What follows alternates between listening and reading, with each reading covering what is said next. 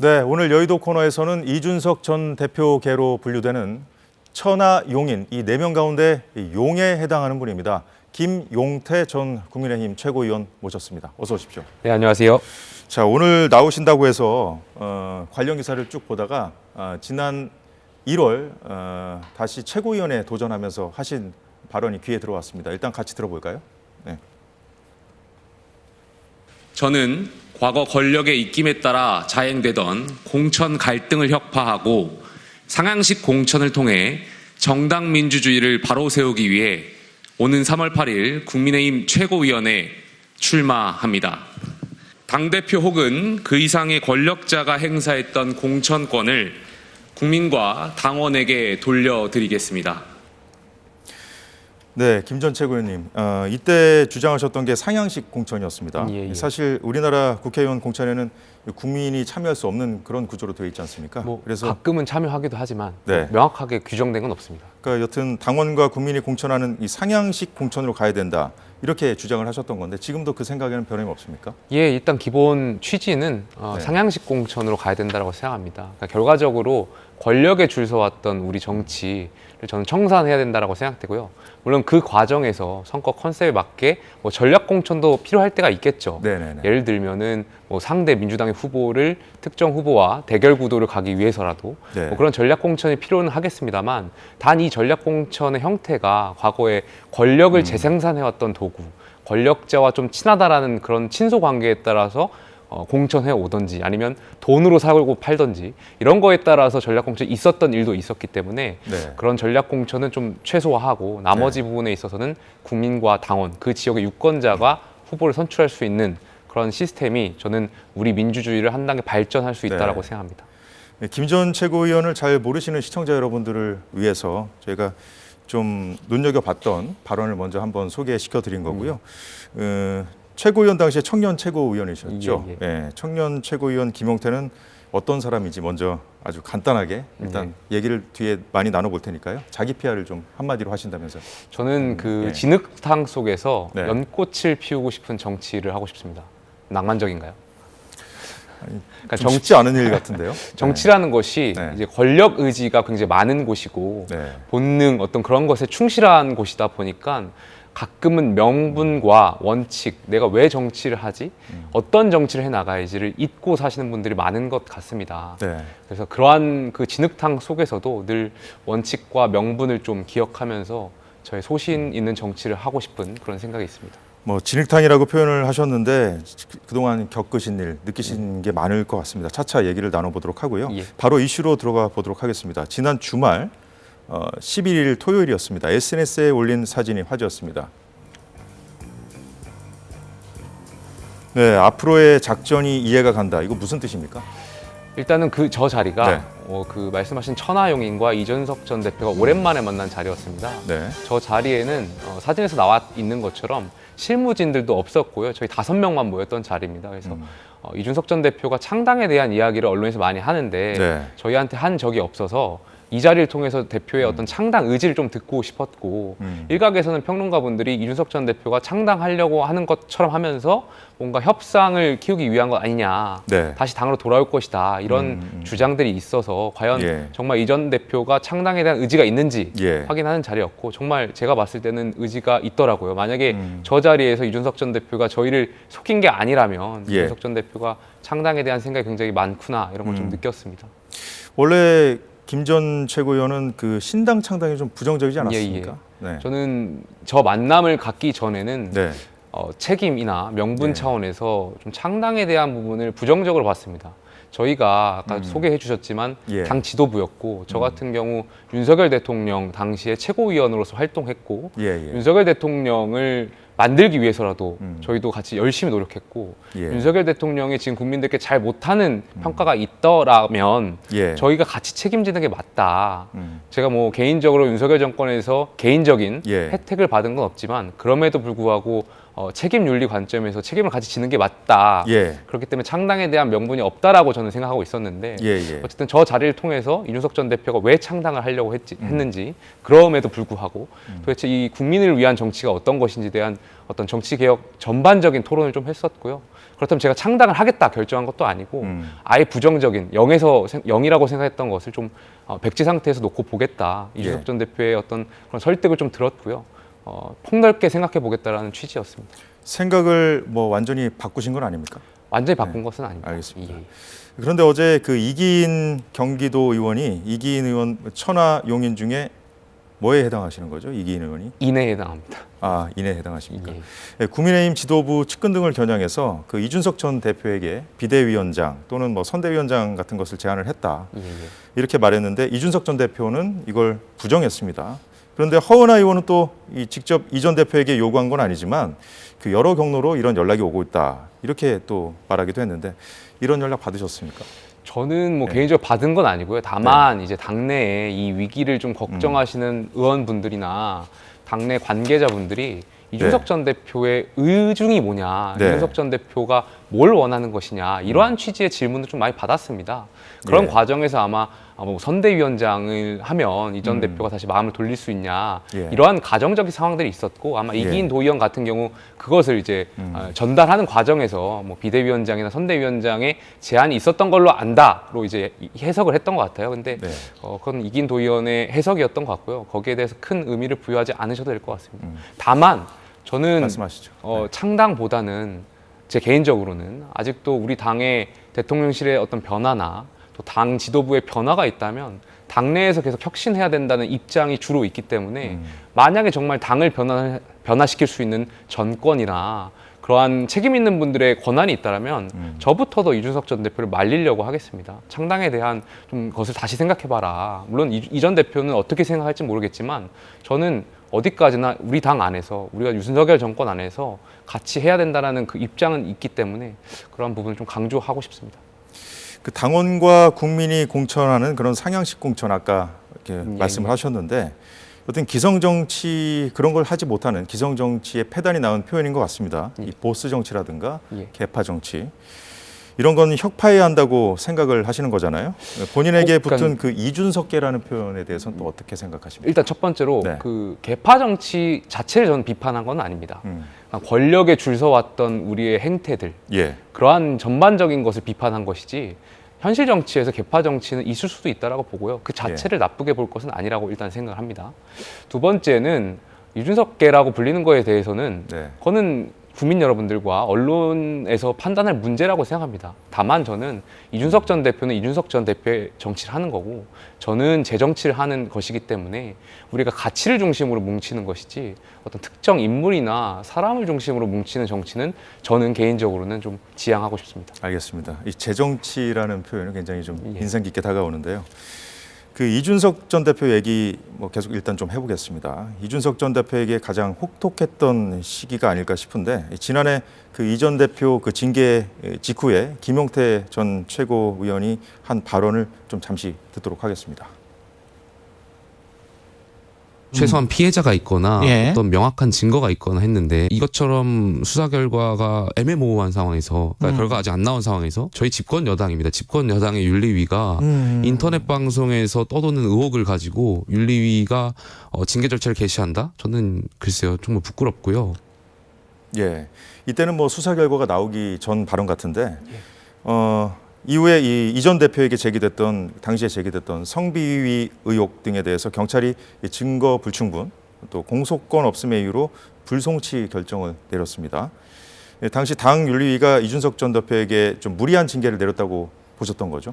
당시에도 그렇게 네. 생각했고 예. 지금도 사실 아쉬운 판단이라고 생각합니다. 왜냐하면 예.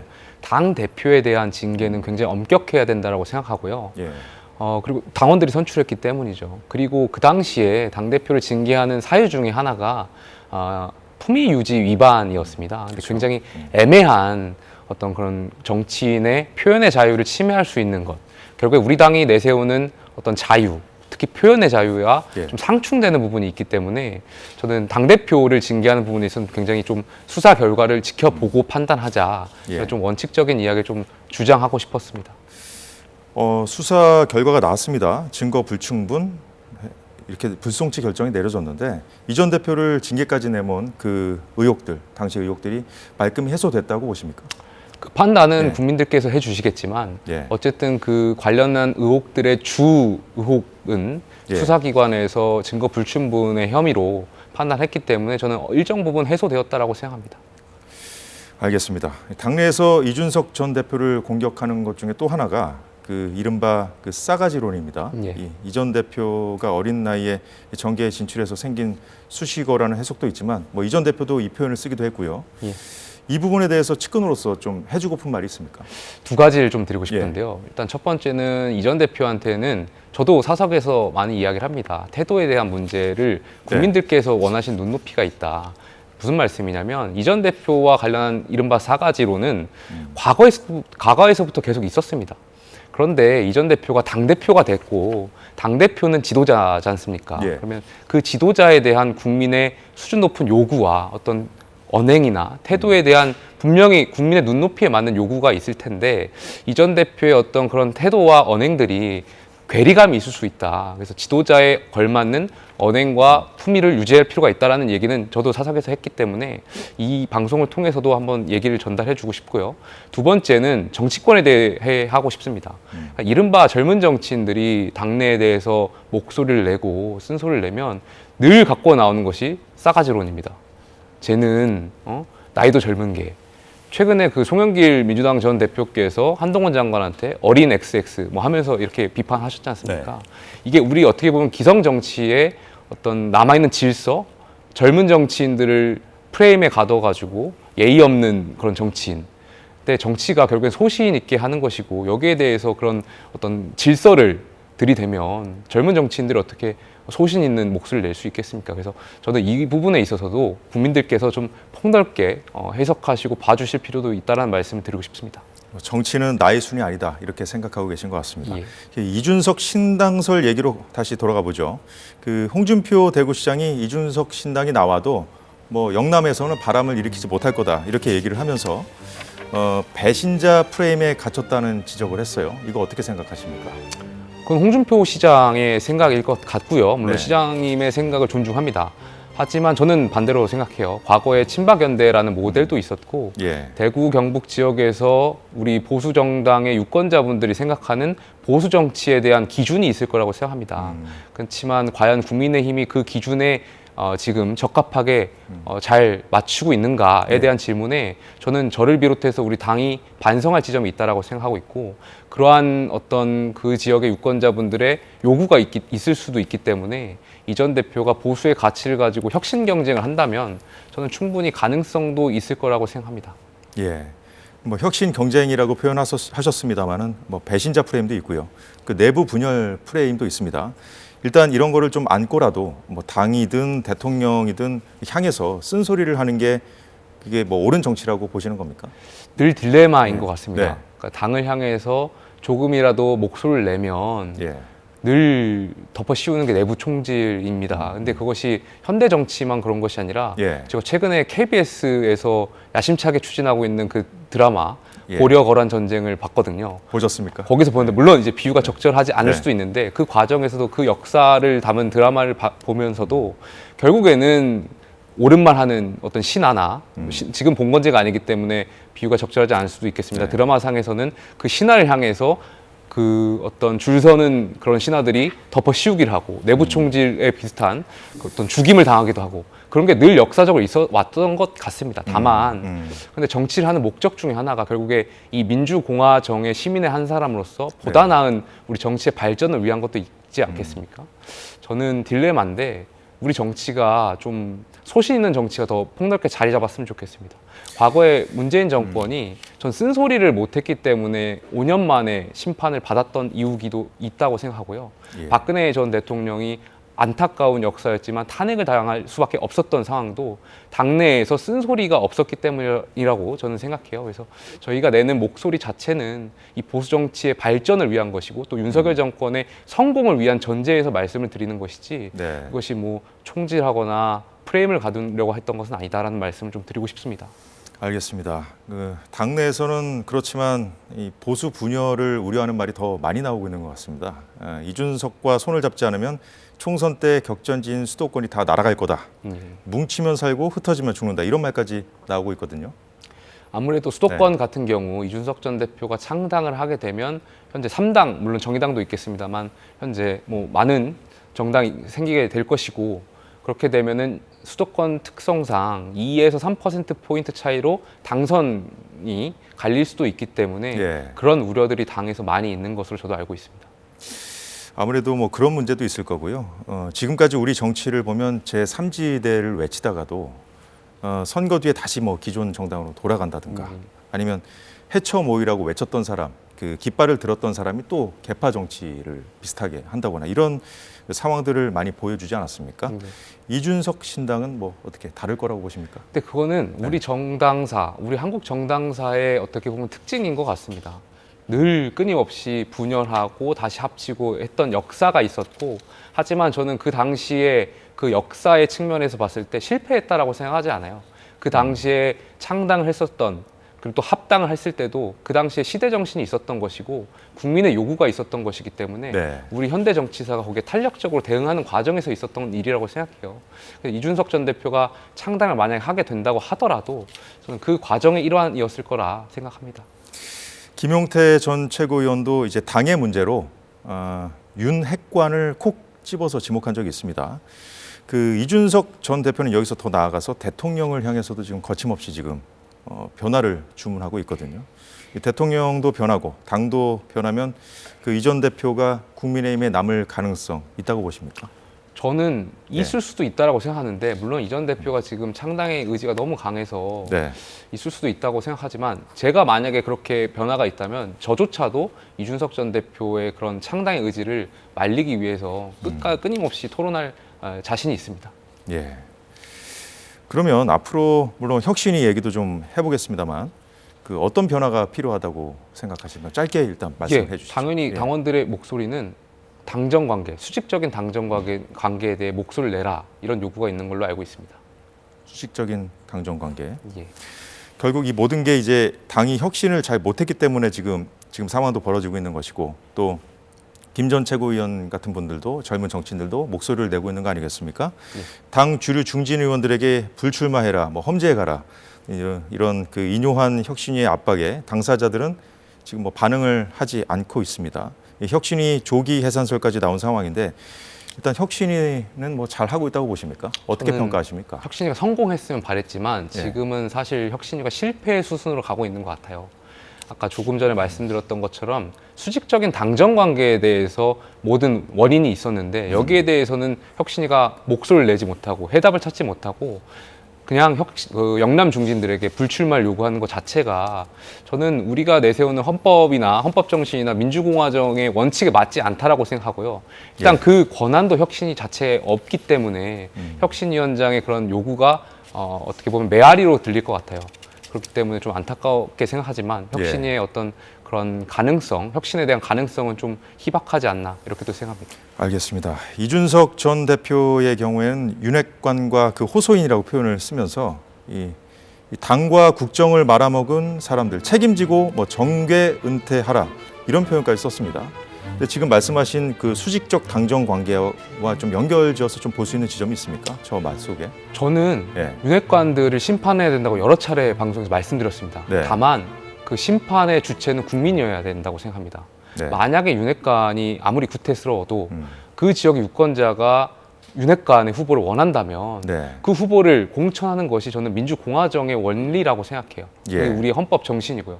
다만 이것을 윤핵관이라고 해서 공천을 하지 않고 험지 출마라고 하는 것은 저는 그 자체가 사천이라고 생각해요. 공천이 아니고 사적인 감정에 의한 공천이기 때문에 예. 그조차도 저는 경계해야 된다. 원칙적인 측면에서 봤을 때는 예. 결국엔 유권자가 선택할 수 있는 그 민주주의의 정신을 담아야 된다. 구조를 좀 말씀드리고 싶습니다.